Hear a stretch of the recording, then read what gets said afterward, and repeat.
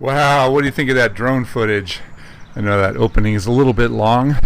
Today's subject is, well, it's kind of multifaceted. I'm talking about liquidambars, but I'm also talking about how destructive their root systems are to sidewalks and curbs.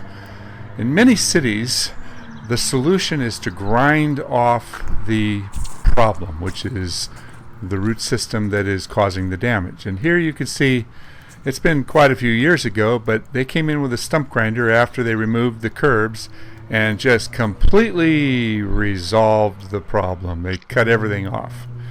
Now this is the side of the same tree that, no, this is actually a different tree. This is a camphor tree. This is a little bit further down, and they didn't grind this one. Back to the liquidambar. People either love them or hate them.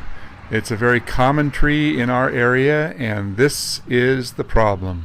They drop all these, people call them sticky balls. They're seed balls, but they're very hard. If you step on them, they're like ball bearings. You can slip on them. They're sharp. They're not too sharp, but sharp enough where people hurt themselves if they're barefoot, and they're just a mess.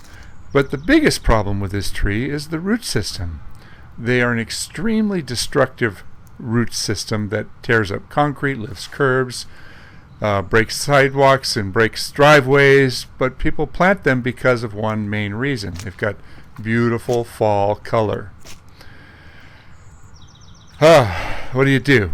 Well, the problem here is there's not enough growing space. You can see that some of the solutions are, you grind off a little bit of the lip, but in this case, the lip is still a trip hazard. It was ground down, but it's continuing to lift up here. So what'll happen is they'll take it out and they'll grind the roots and re-pour like they did over here.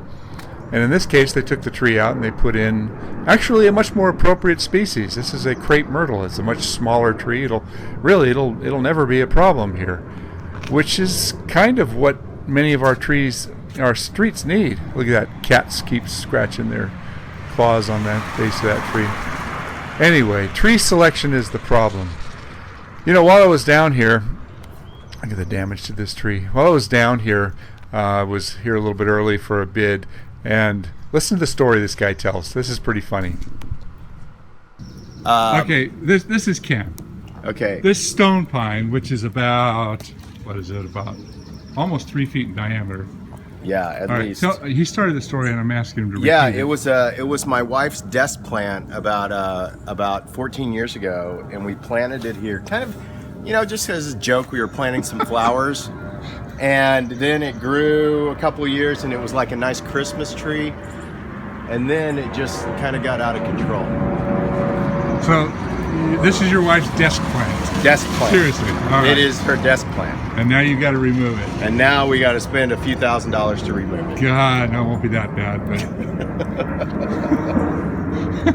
you should have thrown it in the trash can. We should have.